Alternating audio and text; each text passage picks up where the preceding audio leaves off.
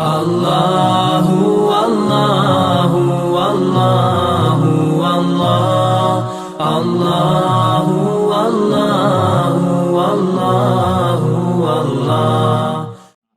Assalamualaikum warahmatullahi wabarakatuh. Waalaikumsalam warahmatullahi wabarakatuh. Alhamdulillahirabbil alamin, assalatu wassalamu ala asrofil anbiya'i wal mursalin Sayyidina wa maulana Muhammadin wa ala alihi washabihi ajmain, amma ba'du. Sebagai hamba Allah yang beriman, marilah kita panjatkan puji syukur kehadirat Allah Subhanahu wa taala yang telah memberikan kekuatan kesehatan lahir dan batin kepada kita semua, sehingga kita dapat mengikuti kajian amal online ini. Salawat salam tidak lupa kita panjatkan kepada junjungan Nabi Muhammad SAW yang telah mengantarkan umat manusia dari peradaban hidup yang jahiliyah menuju hidup yang modern seperti ini. Semoga kita semua termasuk hamba yang taat yang berhak mendapatkan syafaat di hari akhir kelak. Perkenalkan, nama saya Lulu Arha dari Statistika Angkatan 2019. Di sini saya sebagai moderator selama acara ini berlangsung. Sebelum memulai acaranya, alangkah baiknya saya bacakan susunan acaranya terlebih dahulu. Untuk susunan acara, yang pertama pembukaan acara, yang kedua pemaparan materi, yang ketiga sesi tanya jawab, yang keempat penutupan acara.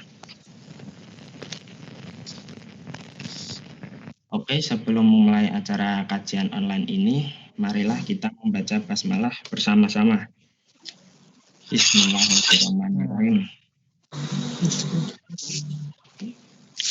Tujuan diadakannya kajian amal online ini dengan tema meningkatkan semangat beribadah di masa pandemi. Memperkenalkan bahwa kita juga mengadakan open donasi yang bekerja sama dengan KSI di FSM.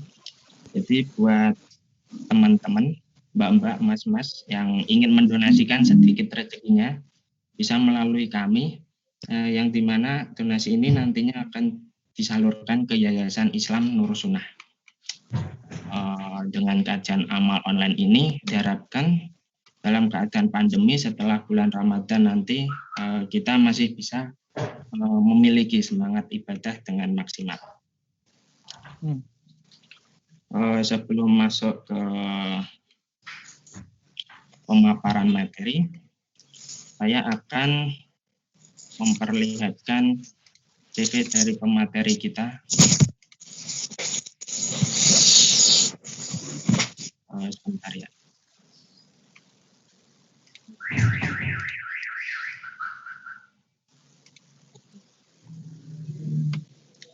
Kelihatan kan ya? Kelihatan.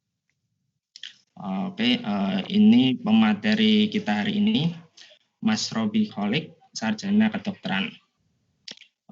Beliau lahir tanggal 7 April 1996, bertempat tinggal di Mugas Dalam 9, nomor 36, Mugasari, Semarang. Beliau pernah berkuliah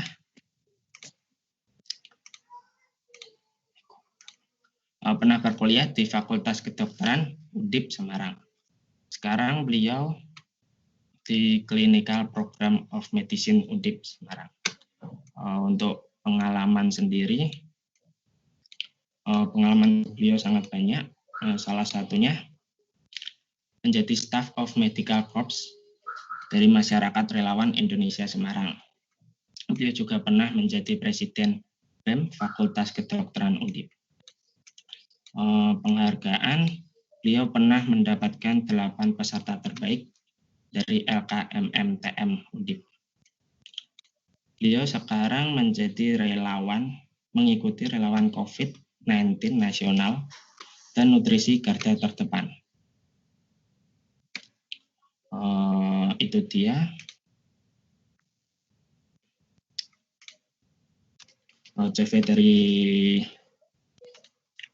CV dari pemateri kita. Selanjutnya sesi pemaparan materi dari Mas dari Mas Robi, silahkan waktu dan tempat dipersilahkan. Oke. Bismillahirrahmanirrahim. Kedengeran ya? Ya, dengar. Ya, suaranya jelas? Oke. Bismillahirrahmanirrahim. Assalamualaikum warahmatullahi wabarakatuh. Waalaikumsalam warahmatullahi wabarakatuh. Waalaikumsalam warahmatullahi wabarakatuh. Suaranya jelas nggak ini? Jelas. Sebentar Jelas ya, ya? Mas. Ya. Agak kecil.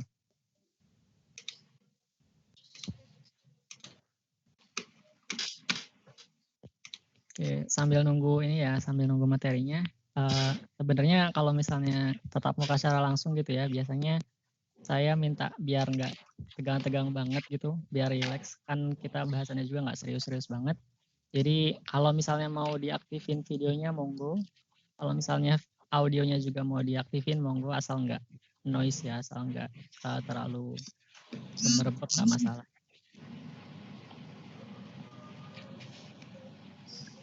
Oke, Mas.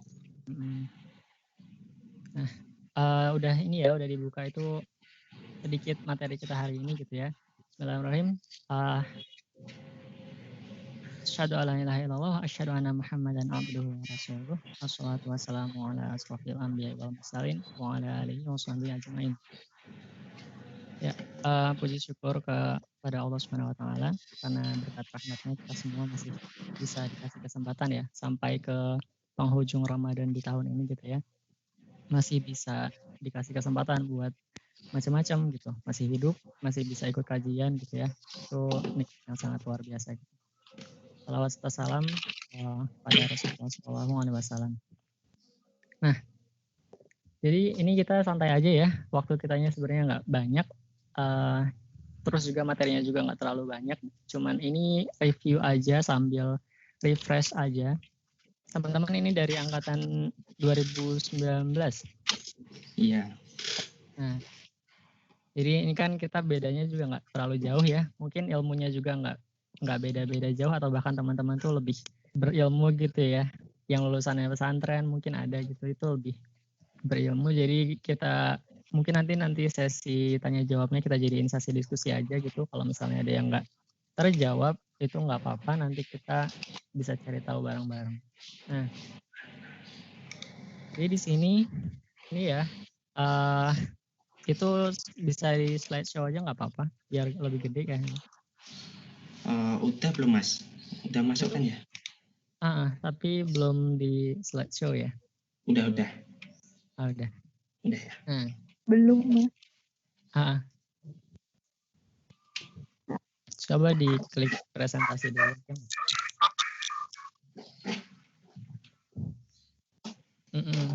Sambil ini ya, tadi udah dikenalin juga sama Dek Lulu, sama Mas Lulu ya. Tadi ya saya Robi Holik, biasa dipanggil R gitu ya, biar nggak kalau mau lebih gampang dipanggil R aja. Angkatan 2015, sekarang lagi koas di Karyadi ya. Clinical Program dan kawan-kawannya itu maksudnya koas.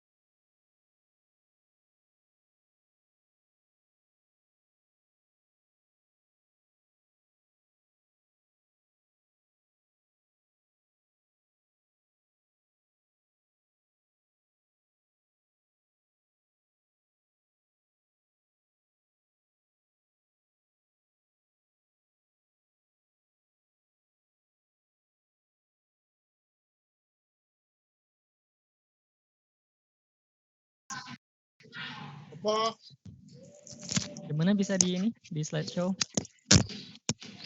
Udah kelihatan belum, Mas? Oh gitu. Ya kelihatan sih, tapi agak kecil. Nggak apa-apa ya. Oh iya. Gimana sih? Kayaknya gimana?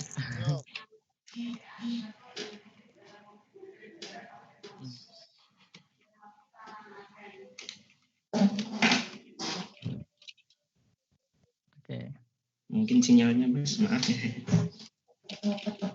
oke, nggak apa-apa. Ya udah. Ini aja ya, sambil kita mulai aja ya. Jadi di sini next slide-nya itu ada saya cantumin gitu ya, dari Amirul Mukminin. Itu pasti teman-teman tahu semua. Itu hadis Bukhari Muslim. Innamal a'malu bin niat wa innama likulli amri manawa. Nah, kalau teman-teman tahu kan pasti ini ya, udah sering banget diulas, udah sering banget dibahas. Kalau sesungguhnya setiap amalan itu tergantung sama niatnya. Dan setiap orang itu akan mendapatkan apa yang ia niatkan gitu ya. Nah, buat teman-teman, jadi di sini sebelum kita bahas selanjutnya gitu ya, sebelum kita mulai bahasan yang tadi ngomongin tentang masa COVID, buat ibadahnya gimana biar lebih istiqomah, terus masa-masa setelah Ramadan itu gimana. Nah, sebelum masuk ke situ kita coba pahamin ini dulu ya. Coba diniatin teman-teman yang udah hadir di kajian ini, insya Allah niatnya udah bagus gitu. Harusnya udah punya niatan yang baik, biar udah ada tujuan, harapannya ke depan itu bisa lebih istiqomah, bisa lebih ngejaga ibadahnya walaupun selama pandemi COVID gitu ya. Nah, dan yang belum ngerasa niatnya lurus, nah coba dilurusin dulu karena balik ke hadis ini kita bakal dapat apa yang mau kita harapkan itu tergantung sama niat kita sendiri dari awal gitu ya. Next. Nah, terus jadi di sini bakal ngebahas sedikit tentang kayak gimana kita ibadah gitu. Kita bakal kaitin sama COVID nanti di akhir, tapi yang di awal-awal itu lebih akan ngebahas tentang gimana ngejaga keistiqomahan, terutama setelah si Ramadan itu kelar gitu ya. Bisa di next.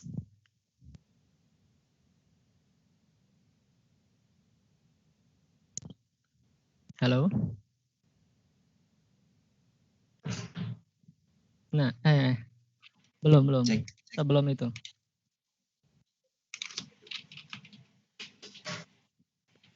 Ini ya, satu.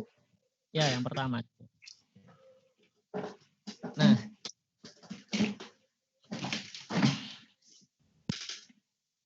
oke, jadi di sini itu ada beberapa poin, cuman beberapa doang. Jadi di sini harapannya biar lebih gampang gitu ya. Jadi poin-poin yang bisa kita lakuin sepanjang Ramadan dan setelah Ramadan itu biar kita tetap istiqomah, bisa ibadah yang maksimal gitu selama pandemi COVID ini berlangsung gitu ya. Yang pertama, itu PPT-nya nanti nyesuaiin ya. Ya. Ini yang poin pertama itu berdoa. Berdoa agar istiqomah. Ya. Atau nanti dari Lulu atau dari panitia yang lain bisa nge-share PPT-nya ya biar bisa ngikutin dari rumah. Oh iya, Mas. Nah, sendiri-sendiri boleh. Nah, buat yang pertama itu berdoa agar istiqomah gitu. Nah, kenapa harus doa? Karena udah ada yang udah jelas gitu ya. Kalau misalnya yang punya hati itu kan bukan kita ya, yang bisa membolak-balikan hati kita itu kan Allah gitu. Nggak ada yang bisa tahu isi hati kita bagaimana, nggak ada yang tahu keimanan kita itu lagi bagus atau enggak gitu ya. Nah, makanya kita dianjurin untuk selalu doa. Doanya apa? Nah, doanya itu yang pasti teman-teman juga pasti udah sering banget dengar itu ya. Ya muqallibal qulub, tsabits qalbi ala dinik. Nah, itu artinya gitu ya. Wahai zat yang maha membolak-balikan hati, teguhkanlah hati di atas agama. Nah, tujuannya buat apa ya tadi gitu. Kan kita tuh sama kayak ini ya. Kayak kalau teman-teman ngikutin si COVID-19 sekarang kan pasti teman-teman ngelihat grafiknya kan ya. Kadang naik, kadang turun, kadang ajek gitu ya. Tapi jarang ajek sih. Nah, kira-kira sebenarnya kondisi keimanan manusia itu kayak gini juga. Kadang naik, kadang turun, dan gak ada yang tahu gitu kan. Ini bisa dibuka slide yang pertama nggak? Nggak ya?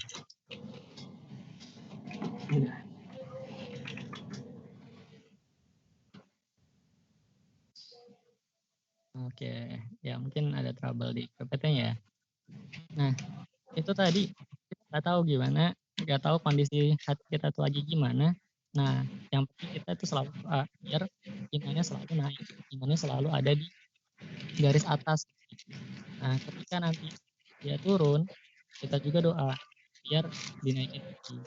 Makanya di sini langkah yang paling pertama banget ketika kita mau coba istiqomah untuk ibadah, apalagi nanti pas udah Ramadan ya, pas udah nggak rasain lagi keistimewaannya Ramadan gitu ya, kita artinya harus sering banget doa untuk diistiqomahkan pakai doa ini. Terus baru yang kedua itu yang ada di PPT ya. Ini PPT-nya nggak jalan atau gimana? Jalan Mas, mungkin sinyalnya aja. Oh gitu. Iya. Oh ya udah. Ini yang ini ya, kalau misalnya teman-teman bisa ini PPT-nya berubah, soalnya ini saya nggak berubah. Ini yang kedua itu ikhlas dalam beribadah ya. Nah, ikhlas dalam beribadahnya gimana? Nah itu udah sesuai sama ini, udah sesuai sama yang dicantumin di Quran surat Al-Bayyinah itu ayat yang kelima.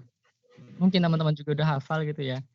Yaitu wa ma umiru illa liya'budun ya illa liya'budullaha mukhlishina lahuddin hunafa wa yuqimus sholata wa yu'tuz zakah dzalika dinul qayyim. Artinya ya, padahal mereka tidak disuruh kecuali supaya menyembah Allah dengan memurnikan ketaatan kepadanya dalam menjalankan agama terus, dan supaya mendirikan sholat dan menunaikan zakat, dan demikian itulah agama yang lurus. Nah, artinya gimana? Balik lagi, jadi ini ya, kita harus tahu kalau misalnya kita mau ibadah, kan ini konsep kita kan kita ngebahas tentang ibadah ya, gimana caranya biar ibadah kita itu selalu istiqomah gitu ya. Nah, kita mulai dari dalam dulu. Yang pertama dari hati. Nah, pertama dari hati dulu, kita selalu doa, mohon buat selalu diistiqomahkan sama Allah. Gak cuma kitanya sendiri gitu yang usaha gitu. Nah, terus baru usaha kita mulai dari sini. Coba ikhlas dalam suatu ibadah, dalam setiap ibadah sama. Nah, walaupun susah ya, tapi kan ikhlas nggak mengharap apapun selain ridhonya itu emang susah, tapi di sini harus kita coba dari awal dari sendiri. Baru yang ketiga, ketika kita udah kelar nih sama ini ya, sama usaha kita yang dari hati tadi, usaha coba selalu ikhlas dalam kegiatan, itu mau kita sholat atau mau kita melakukan suatu kebaikan atau bakti kepada orang tua, itu harusnya diikhlaskan gitu ya. Nah, terus baru ini yang ketiga. Ini masih bisa diikutin?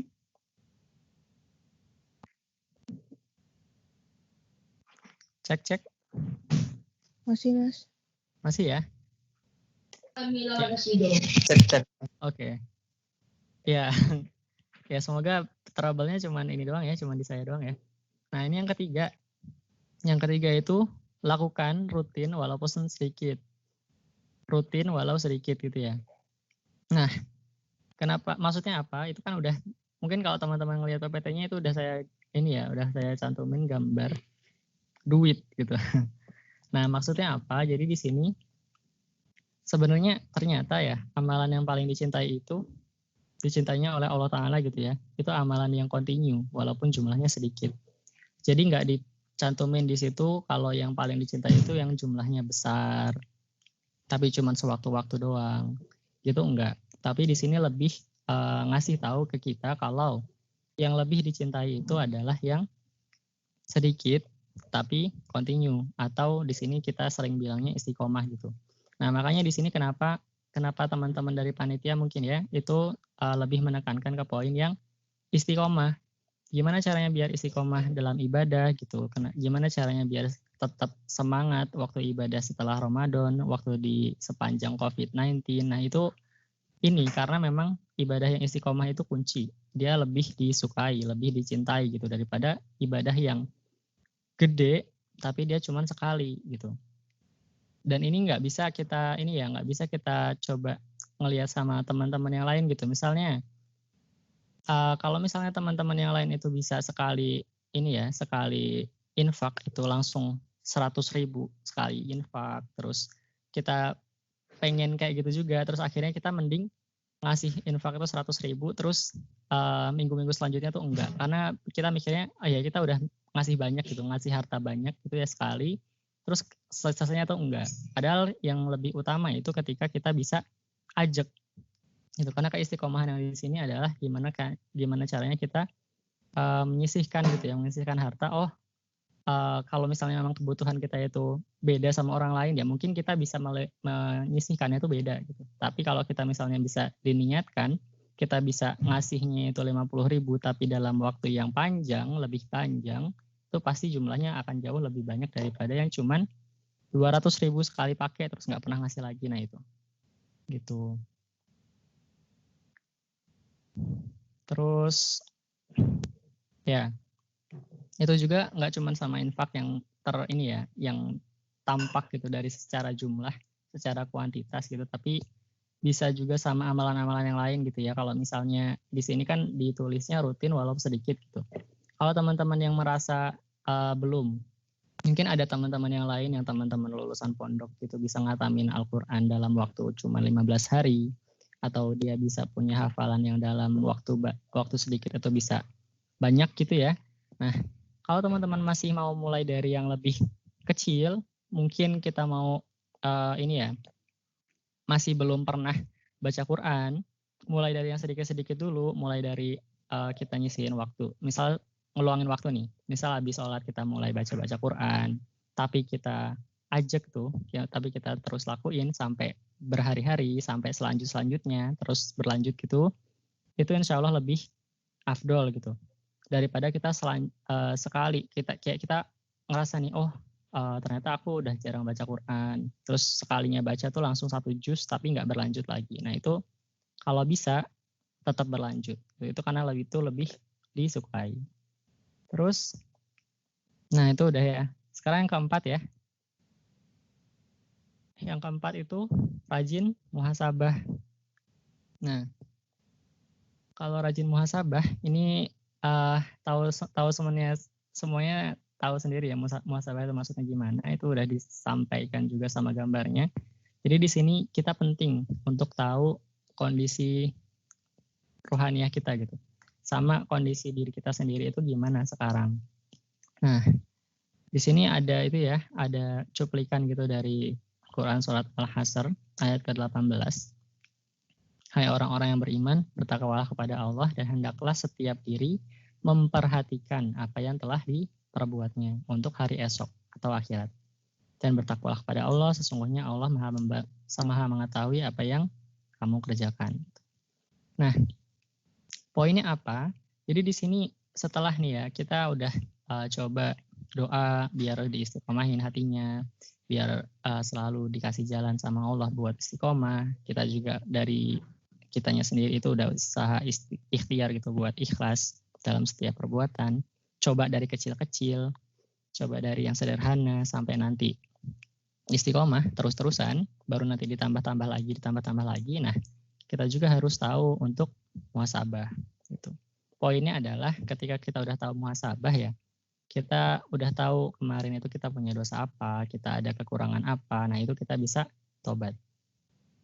Ketika kita udah coba perbaikin diri dari setiap tadi kegiatan-kegiatan yang positif yang kita lakuin, poin keempat ini lebih ke arah kita untuk muhasabah, tahu dulu kita itu punya kekurangan apa, kita punya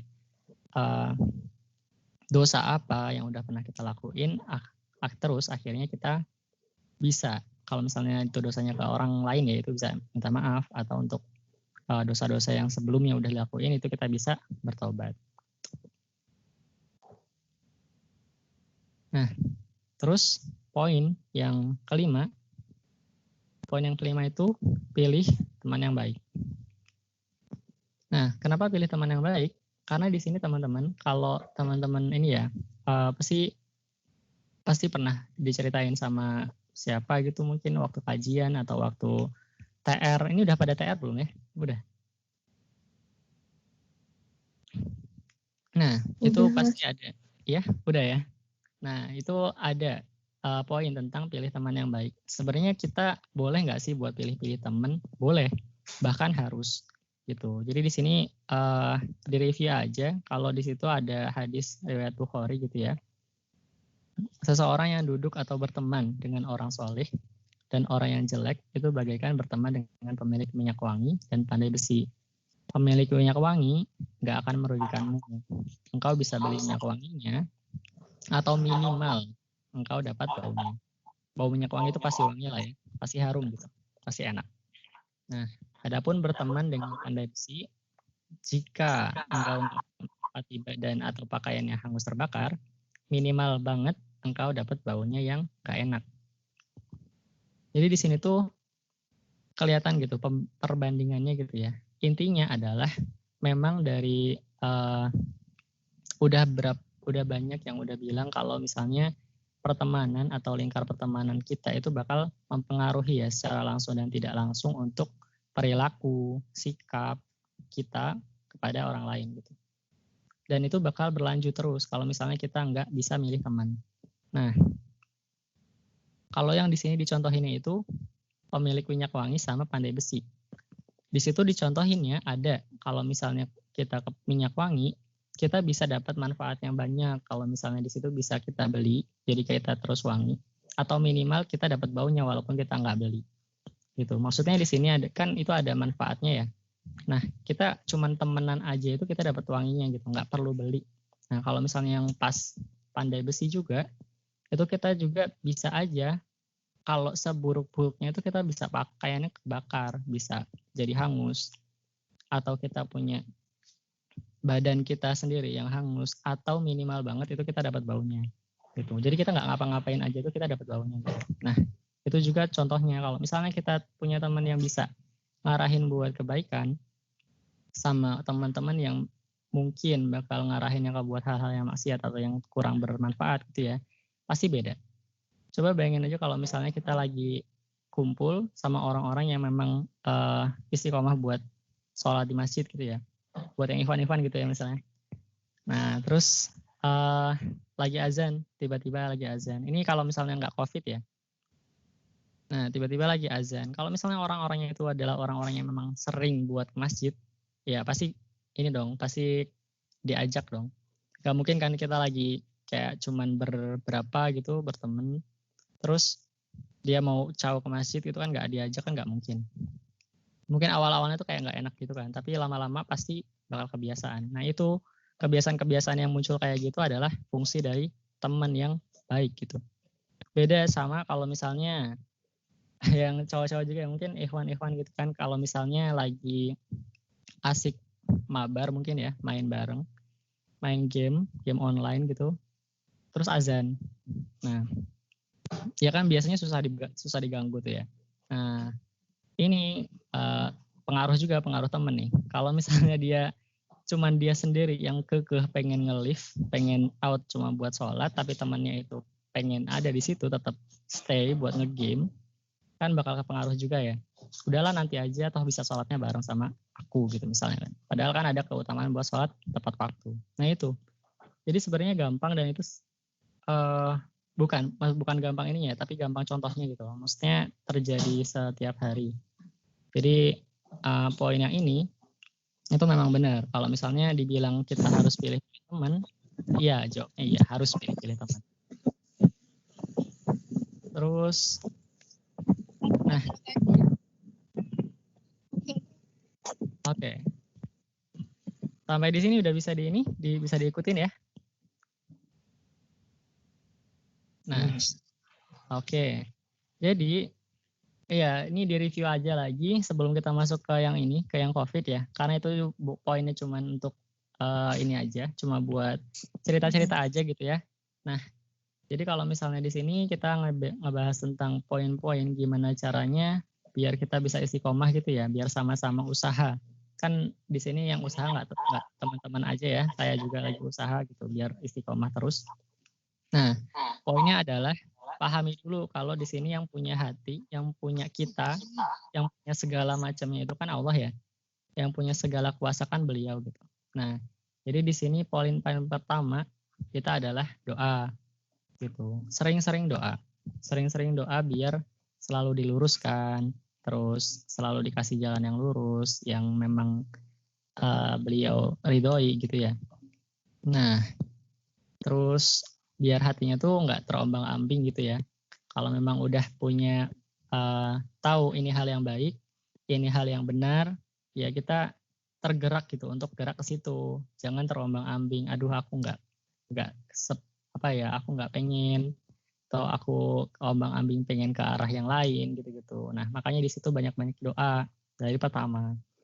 Nah, dari situ baru udah banyak-banyak doa karena itu memang hal-hal yang nggak bisa kita ubah gitu ya.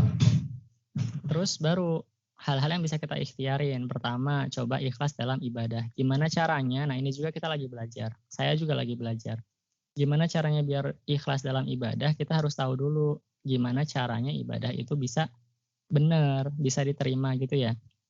Jadi di sini kita bisa tuh, kan ini masih banyak free time ya, masih banyak waktu luang gitu, atau yang mau ujian ya pasti kita masih punya banyak waktu luang gitu kalau misalnya di era-era COVID kayak gini gitu ya. Kita bisa tahu gimana cara ibadah yang benar. Nah, dari tahu ibadah yang benar itu gimana, terus kandungannya itu gimana, misal kayak sholat, itu bacaannya gimana harusnya, artinya apa. Nah, itu insya Allah bisa nambah keikhlasan gitu dalam beribadah. Dan kualitas ibadahnya juga bisa meningkat gitu ya. Nah, baru lanjut. Udah kayak gitu ya, poinnya tadi adalah doa, terus ikhlas, terus yang ketiga itu istiqomah. Baru kita coba seminimal mungkin apa yang bisa kita lakuin itu kita lakuin. Dari hal yang kecil nanti jadi hal yang lebih besar. Jadi dari yang sedikit tapi kita rutinin gitu. Sama kayak tadi kalau misalnya bisa ngasih sedekah itu kita mulai dari yang sedikit nggak masalah, tapi kita rutinin, kita target gitu, kita rutin. Nah, tapi nanti dari situ kita tingkatin terus gitu, atau dari misal sholat, misal rawatib itu jarang.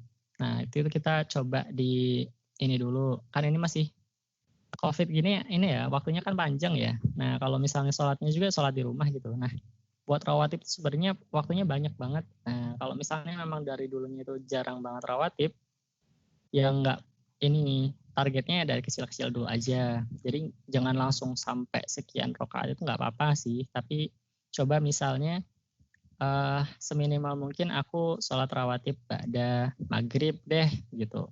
Kalau maghrib kan udah pasti ini udah bangun, nggak ada masalah apa-apa ya kan, itu udah buka puasa terus sholat, terus bisa lah sholat sebentar gitu kan. Atau ba'da isya, itu kan mau terawehan kan pasti ada jeda. Nah, mulai dari yang kecil-kecil dulu kayak gitu, tapi diistiqomahin itu insya Allah lebih manfaat gitu. Dan kita juga bisa lebih tertrigger gitu. Oh, aku udah bisa nih, udah insya Allah udah istiqomah gitu buat ba'da isya. Ya udah kita mau cari yang lain gitu kan. Misal jadi qobliyah subuh gitu. Terus istiqomahin lagi. Atau mau yang ekstrim langsung semuanya sekaligus tapi tetap istiqomah, itu jauh lebih bagus. Tuh. Nah, terus udah kayak gitu, kita tetap harus muhasabah gitu ya. Harus muhasabah, mawas diri gitu. Poinnya adalah itu. Jadi kita tetap tahu, kita terus perbaikan, plus kita harus memperbaiki apa yang udah kita lakuin di ke belakang. Gitu. Kita taubat, kita banyak-banyakin taubat, kita banyak-banyakin maaf sama orang lain. Nah, terutama ini kan kalau misalnya buat kesalahan-kesalahan yang udah diperbuat ke manusia ya, itu kan nanti sebentar lagi kita maaf-maafan ya. Itu bisa banget dijadiin momen gitu. Nah, kita bisa kontak-kontak sama orang-orang yang udah pernah kita kasih salah mungkin, atau pernah slack gitu sebelumnya. Kita muhasabah dulu sekarang, masih ada waktu gitu kan. Nah, itu nanti pas nggak harus nunggu lebaran sih sebenarnya. Itu bisa kita minta maaf ya nanti kalau misalnya udah tahu gitu masalahnya. terus baru yang terakhir pilih teman yang baik. Jadi itu urutan ya, dari awalnya doa sampai ke muhasabah itu kita lakuin di kita sendiri. Nah sekarang yang nomor 5 itu udah ada kaitannya sama orang lain. Gimana caranya biar kita bisa stay istiqomah itu ya gimana kita bisa ngejaga diri kita dari orang-orang dari lingkungan kita yang baik gitu. Jadi teman-teman itu sangat menentukan. Nah terus baru deh dari sampai sini udah ya. Udah waktu kita cuma sebentar lagi, paling cuma 5 menit lagi ya. Nah terus di sini slide yang terakhir itu ini ya. Terus ini kan lagi COVID nih. Lagi COVID, gimana caranya biar kita bisa tadi ya istiqomah dalam ibadah tadi udah dibahas. Terus kalau misalnya sekarang COVID kan beda gitu ya. Nah, gimana caranya biar kita tetap semangat waktu ibadah gitu ya. Kalau dari panitia bilangnya gitu. Nah, ini poinnya singkat sebenarnya, tapi bisa banget tapi ini bukan suatu hal yang sangat gampang dilakuin gitu. Jadi yang paling pertama banget itu coba kita pahami kalau misalnya si kondisi ini, semua kondisi yang terjadi ya, termasuk si COVID-19, itu takdir Allah gitu. Nah, kalau misalnya kita udah tahu, udah paham, udah bisa memahami kalau semua hal itu takdir Allah, dan Allah pasti telah menetapkan segala sesuatunya, termasuk si COVID-19 ini, kita bisa lebih aware gitu. Kita bisa lebih tahu, oh ya memang ini tuh terlepas dari sangkaan-sangkaan orang kalau misalnya ini tuh dibuat lah, atau memang ini tuh ada konspirasinya kah? Enggak, ya mungkin itu terserah mereka untuk spekulasi gitu ya. Tapi kita sebagai orang yang beriman ya, kita tuh harus punya iman dulu kalau ini tuh adalah takdir Allah gitu. Nggak ada yang hikmahnya gitu. Pasti kita bisa ngambil hikmah dari setiap keadaan termasuk COVID gitu.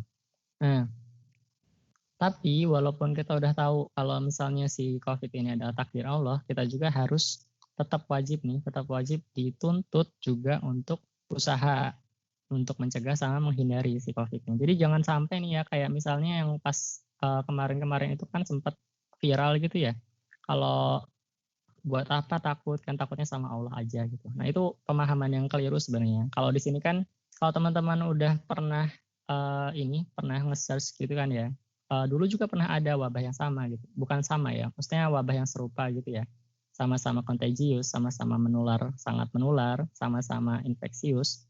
Nah, tapi waktu itu mereka malah kumpul, terus akhirnya malah jadi spread out-nya terlalu besar gitu. Nah ini juga sama gitu. Jadi kalau misalnya ada suatu wabah, kita memang diperintah buat stay, nggak keluar-keluar atau nggak kemana-mana demi untuk mencegah penularannya gitu. Nah, itu juga yang harus kita lakuin di sini. Harus wajib usaha mencegah sama menghindari. Itu ikhtiar yang kita lakuin. Walaupun si COVID-19 adalah suatu takdir Allah. Gitu. Jadi beda ya. Kita tetap harus usaha gitu. Nggak boleh cuman pasrah gitu ya. Terus yang kedua. Nah, kalau yang kedua ini lebih susah mungkin ya. Kalau yang kedua itu ikuti arahan dari pemerintah. Nah, mungkin teman-teman ini bisa jadi ini ya. Mungkin teman-teman bisa bakal diskusi tentang ini. Kita bisa buka diskusi tentang arahan dari pemerintah, karena nggak semua arahan dari pemerintah itu kan kita kadang pro, kadang kontra gitu ya, dan kadang sangat memicu netizen untuk berpikir negatif gitu ya kadang. Nah tapi teman-teman harus tahu juga kalau misalnya kondisinya adalah kita di sini. Pertama, dari poin yang kedua ini kita punya poin tingkatkan awareness sama kepedulian. Nah, kalau awareness itu jatuhnya kepada kita tahu kondisi sekarang itu gimana. Jadi lebih kayak aware gitu loh, kayak kita udah paham, oh ternyata sekarang kondisinya masih meningkat nih, belum turun-turun juga, masih merah gitu kalau misalnya kita bisa bilang. Nah, kalau kepedulian itu lebih ke sosial sih. Misal, kalau misalnya aku mau bertindak sesuatu, misalnya aku mau keluar, udah mau aktivitas seperti biasa, oh ternyata itu bisa membahayakan orang yang lain gitu. Jadi di sini kita bisa tingkatin dua hal. Pertama awareness, aku harus keep in touch, keep updated sama berita-berita COVID. Itu wajib harusnya. Karena kita nggak bisa karena kita tetap harus memantau si perkembangannya. Kita harus tahu gitu apa yang kita bisa lakuin untuk untuk kondisi COVID-19. Nah, sama tingkatin kepedulian tadi. Kira-kira apa yang bisa kita lakuin? Kalau teman-teman yang lain itu ada kelebihan harta gitu ya, itu bisa disumbangin, bisa jadi relawan gitu ya, bisa nyumbang sembako lah, bisa nyumbang uang lah. Nah, itu bisa nyumbang APD lah buat tenaga kesehatan. Nah, itu bentuk kepedulian yang bisa dilakuin gitu, bisa ditingkatin dari hal COVID ini gitu. Nah, terus nah poin yang kedua adalah patuh selama bukan maksiat. Nah, kalau ini mungkin teman-teman bisa ini ya, ada pro sama kontra sama poin yang ini.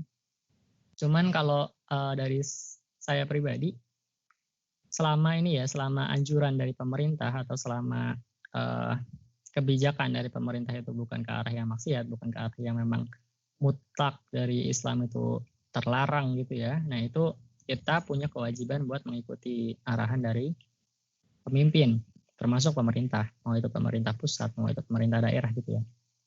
Nah, kenapa? Karena mereka yang udah punya otoritas, punya authority ya, itu pasti mereka dibebankan tanggung jawab gitu. Jadi kalau misalnya contoh paling gampangnya adalah teman-teman bingung sekarang mau taraweh atau sholat id di masjid atau enggak, atau di lapangan atau enggak gitu kalau buat sholat id. Nah, kita udah punya arahan dari pemerintah, bentuknya apa? Arahan dari pemimpin gitu. Bentuknya apa? Arahan dari MUI, fatwa MUI gitu. Ketika mereka udah menyebutkan nih, kalau misalnya dia masih belum terkontrol di daerahnya, kita dianjurkan untuk tetap di rumah. Untuk sholat tetap dilaksanakan di rumah, jangan di lapangan. Nah, kalau udah ada kayak gitu, akan lebih afdol, akan lebih insya Allah ya, akan lebih sesuai kalau kita ikut arahannya, karena memang mereka itu yang bertanggung jawab, dan mereka ngeluarin fatwa, ngeluarin suatu kebijakan, itu pasti ada sumbernya, pasti ada landasannya gitu, latar belakangnya gitu. Terus yang ketiga, itu ambil hikmah dari setiap kejadian. Nah, itu poin terakhir ini sebenarnya banyak banget. Nah, contohnya itu ini yang aku tulis di situ juga ya, yang saya tulis di dalamnya, temukan dan kembangkan kebiasaan baik gitu. Kenapa? Karena kalau teman-teman tahu ya, kira-kira nih kalau kata orang itu kita manusia itu ngebentuk kebiasaan itu butuh waktu sekitar 40-an hari. Ya mungkin ada yang bilang 42 hari atau ya sekitar 40-an hari gitu. Lebih dari 1 bulan, tapi ya nggak terlalu panjang. Nah, kalau teman-teman nyadar sebenarnya COVID ini kan udah berkembang itu hampir 2 bulan ya. Kita disuruh stay home itu lebih dari 2 bulan gitu. Nah, sangat mungkin buat teman-teman itu membuat suatu kebiasaan yang baru, mau itu ke arah yang baik atau yang buruk. Nah, di sini makanya kesempatannya adalah untuk temukan dan kembangkan kebiasaan baik. Kebiasaan baiknya itu bisa hobi baru, hobi-hobi yang bagus, yang produktif, atau bisa kebiasaan-kebiasaan yang baik, misal kayak yang dulunya itu nggak punya jadwal yang bagus ya setiap harinya. Kayak misal, ini kalau mahasiswa FSM saya nggak tahu tugas-tugasnya gimana ya. Kayak misal dari teknik arsitektur atau teknik sipil mungkin ya, itu kan suka ngelembur katanya, saya juga nggak tahu. Tapi kalau anak FK juga lembur juga sih sebenarnya. Mungkin FSM juga ya. Nah, kalau misalnya dulu itu punya kebiasaan yang kayak gitu kan kurang baik ya, kurang baik secara kesehatan, kurang baik secara secara kesehatan lah, karena saya orang kesehatan. Nah, itu bisa banget buat diubah sedikit-sedikit dari sekarang. Kan kita udah tahu nih, oh kita punya waktu 24 jam. Kita bisa banget maksimalin waktu itu untuk misal yang dulunya itu jarang olahraga, sekarang punya waktu buat olahraga sebenarnya di rumah. Nah, kalau misalnya dulu itu waktu tidurnya itu kurang atau nggak teratur, sekarang itu bisa diatur karena kita cuma ada di rumah gitu. Jadi sebenarnya itu langkah yang baik sih.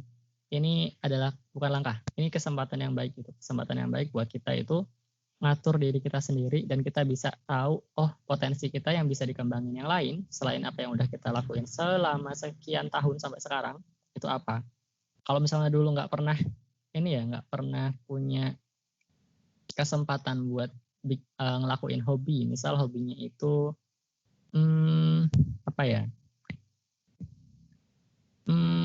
misal hobinya itu bikin karya, bikin kayak kerajinan tangan kayak gitu, entah apapun ya. Nah kalau misalnya dulu sibuknya kuliah itu kan nggak bisa gitu. Nah kalau sekarang ada waktu, ada kesempatan, jadi bisa dikembangkan gitu. Nah termasuk juga di sini ada hikmah juga. Kalau misalnya di sini kan kita ada ini ya, ada waktu lebih banyak buat sama keluarga.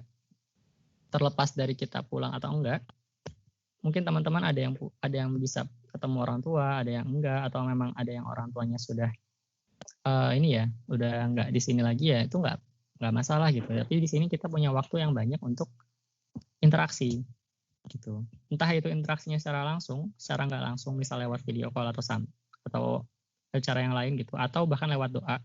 Nah itu bisa banget dilakuin di era pandemi kayak gini gitu. Itu jangan disia-siain banget, itu kesempatan yang luar biasa, jarang banget didapetin sama teman-teman kuliahan gitu. Apalagi teman-teman yang dari luar daerah atau teman-teman rantauan, itu kan jarang banget ada kesempatan kayak gini ya. Jadi bisa dimaksimalin. Nah, makanya poin yang ketiga ini diakhiri dengan banyak bersyukur. Walaupun banyak ruginya juga yang teman-teman rasain ya, yang kita semua rasain sejak COVID ini ada di Indonesia, kayak misalnya kuliahnya jadi kulon, jadi harus punya kuota ekstra gitu ya. Kalau dulu mah kuota cuma buat lainan doang, buat WhatsApp doang, nah ini buat kuliah gitu. Nah, nggak nyaman juga kan ya, biasa juga kuliah secara langsung, sekarang harus lewat lewat aplikasi, terus lewat video call. Nah itu kan mungkin kayak kurang nyaman. Nah walaupun ada nggak nyamannya itu, kita bisa bersyukur karena ternyata banyak banget ada hal-hal positif yang bisa kita ambil dari kondisi yang kayak gini gitu. Termasuk tadi waktu kita udah banyak, ternyata kita bisa maksimalin juga buat hal-hal selain yang udah kita lakuin sekarang. Misal kalau dulunya sibuk kuliah, nggak bisa ngembangin diri, nggak bisa ketemu orang tua, nggak bisa ngobrol sama teman-teman. Nah sekarang punya banyak waktu kayak gitu. Oke, nah terus slide yang terakhir lagi itu slide referensi. Ya sebenarnya buat ini ya, buat bacaan-bacaan. Terus tadi juga materi-materi di atas tadi itu di sadur ya. Saya coba cari dari naskah Idul Fitri dari Ustadz Abdul Fasikal. Kalau teman-teman tahu itu yang punya Rumah Isya, itu bisa dibaca-baca. Dan saya juga punya downloadan beberapa materinya. Kalau misalnya teman-teman mau bisa di-download langsung atau nanti saya bisa kirimin juga kalau mau. Terus ya terakhir gambar dan ilustrasi itu yaitu cuma kebutuhan buat ilustrasi doang, nggak ada kebutuhan buat yang lain. Terus terakhir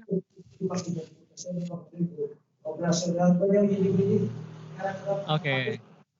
Yang terakhir slide alhamdulillah. Ya alhamdulillah kita udah di penghujung slide maksudnya itu.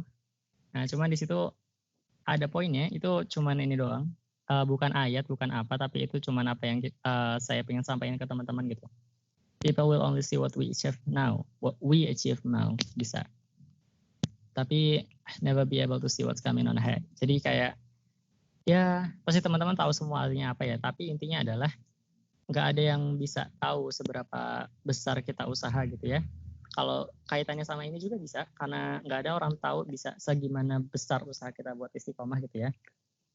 Tapi orang yang tahu itu adalah kondisi kita saat ini gitu. Jadi nggak perlu mikirin banget tentang pandangan orang lain tentang kita, nggak perlu nggak perlu terlalu membesarkan apa yang kita pengen dilihat sama orang lain, tapi lebih penting tentang gimana kita terus tahu apa yang kita butuhin dan kita bisa ngebikin perbaikan untuk diri kita sendiri. Gitu. Mungkin sekian dari saya, bisa dikembalikan ke moderator lagi ya. Alhamdulillahirrahmanirrahim. Oke, terima kasih Mas Robi. Itu dia materi dari Mas Robi. Selanjutnya ada sesi tanya jawab. Termin pertama, 2 penanya tercepat. Bisa ditulis di kolom komentar ya. Silahkan yang mau bertanya.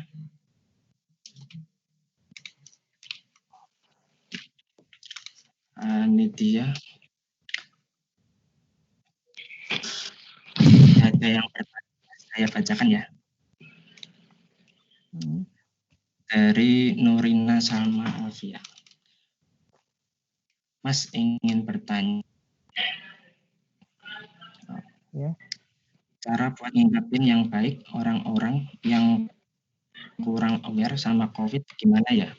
Kan banyak masyarakat yang mengikuti arahan pemerintah tidak sholat di masjid, tetapi pasar dan mal selalu ramai. Monggo Mas jawab. Ya. Oke. Buat ngingetin ini ya, ngingetin secara baik. Ya, yang pertama gini, kalau dari saya pribadi ya, yang penting bikin contoh dulu. Kalau misalnya cara ngingetin orang lain paling efektif itu kita tahu, kita bisa nunjukin kalau kita melakukannya gitu. Kalau misalnya kita mau ngingetin orang untuk enggak keluar secara bebas atau selalu pakai masker, selalu cuci tangan, ya berarti kita harus ngelakuin itu dulu gitu. Itu cara paling gampang, cara paling efektif insya Allah buat ngasih contoh. Ini loh, aku mau ngasih tahu kamu sesuatu, tapi aku juga ngelakuin. Jadi kita benar-benar bisa dilihat, oh ya itu apa yang harusnya kita lakuin. Nah, terus yang kedua, ya sampaikan. Nah, kalau cara ngingetinnya gimana? Sebenarnya kan ini ya, kalau tentang awareness itu memang harus ditumbuhin ya. Kenapa dibilangnya ditumbuhin, bukan disampaikan gitu? Karena awareness itu bukan disampaikan, tapi ditumbuhkan. Nah, itu karena dia butuh proses gitu ya. Nggak semua orang itu langsung seketika gitu langsung aware kalau misalnya dia apa hal kecil yang dia lakuin itu bisa berdampak buat orang yang lain gitu.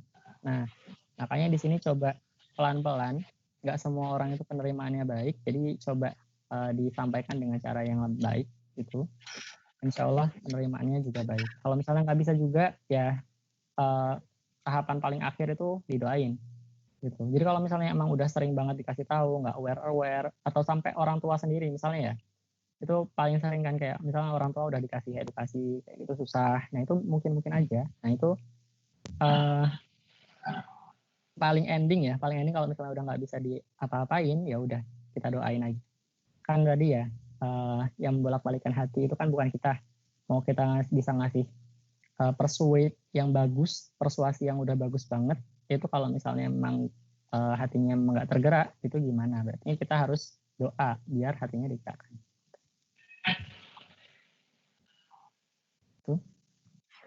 Itu dia jawaban dari Mas Robi.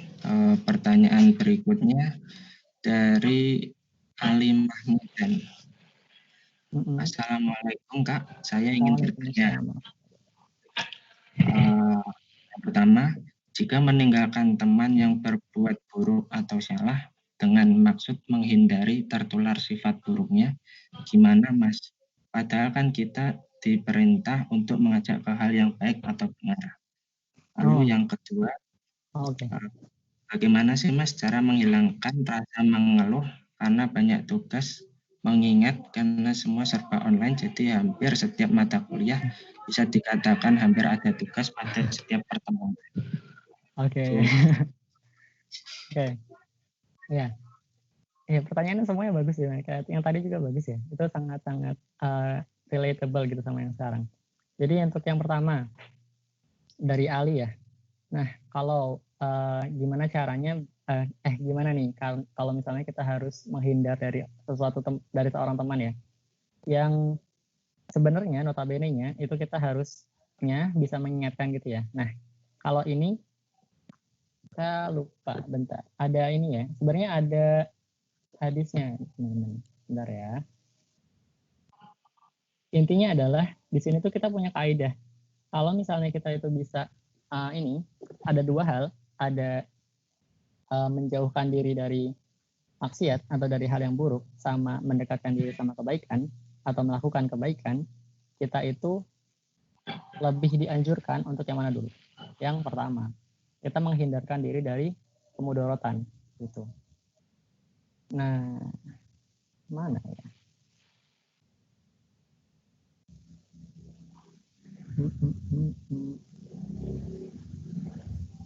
Bentar.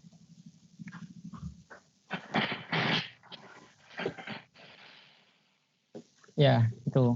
Ini sambil saya cari-cari dulu ya. Tapi poinnya di situ. Kalau misalnya ini ya, kalau misalnya kita punya kondisi kayak gitu tadi. Nah, kita mau ngajak ke arah kebaikan itu adalah suatu hal yang susah karena memang tadi penerimaan orang itu beda-beda gitu ya. Nah, kalau misalnya kita menyampaikan terus pasti tertolak, kita bisa ngasih pelan-pelan gitu. Karena misal gini, ketika kita ngobrol ini contoh aja ya. Jadi kan nggak semua orang memang satu paham tentang hal ini gitu. Kalau misalnya si X, misal katakan saya nih, itu orangnya anti musik. Nah, terus tiba-tiba mau ngasih tahu itu ke orang-orang yang suka nyanyi gitu, yang suka nyanyi, yang suka main musik. Nah, tiba-tiba langsung diomongin kayak gitu, nggak boleh tahu gitu-gitu kan. Nah, itu bukan hal yang bijak gitu. Walaupun emang tujuannya baik gitu kan, itu menyampaikan gitu ya. Nah, caranya nggak gitu, caranya itu pelan-pelan sesuai sama kondisi. Kalau misalnya memang ada resiko untuk langsung tertolak, hindari gitu. Bisa pakai cara yang lain, bisa cari hal-hal yang lain gitu yang bisa lebih diterima dulu sebelum ke hal-hal yang lebih fundamental kayak gitu. Nah, contohnya kayak tadi juga, kalau misalnya yakin orangnya itu bisa kita nasihatin, terus bisa kita kasih nasihat yang baik untuk melakukan hal yang baik bareng-bareng, itu nggak apa-apa, harus dinasihatin gitu kan. Tapi kalau misalnya memang jauh lebih banyak ngasih mudorot daripada manfaat buat kita dianjurkan untuk menghindari. Wallahu a'lam. Terus yang ini ya, pertanyaan kedua tadi ya.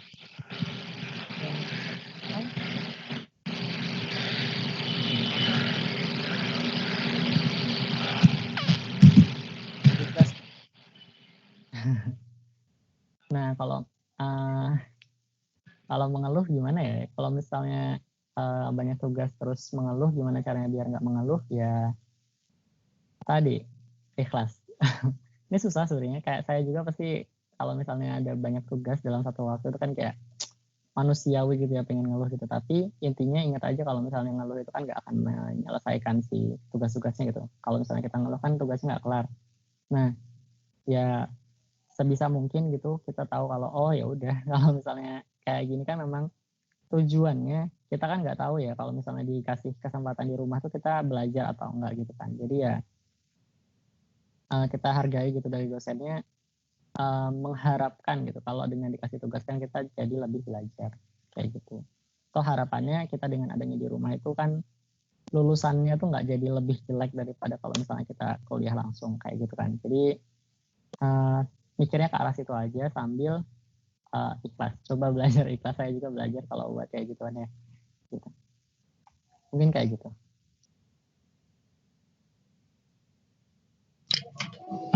Oke, itu dia jawaban dari Mas Robi. Selanjutnya termin kedua saya buka buat dua penanya tercepat. Bisa bertanya di kolom komentar.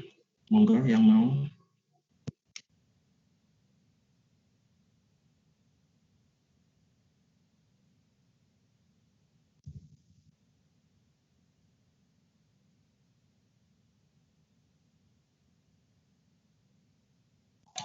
Ada yang mau bertanya lagi nggak nih?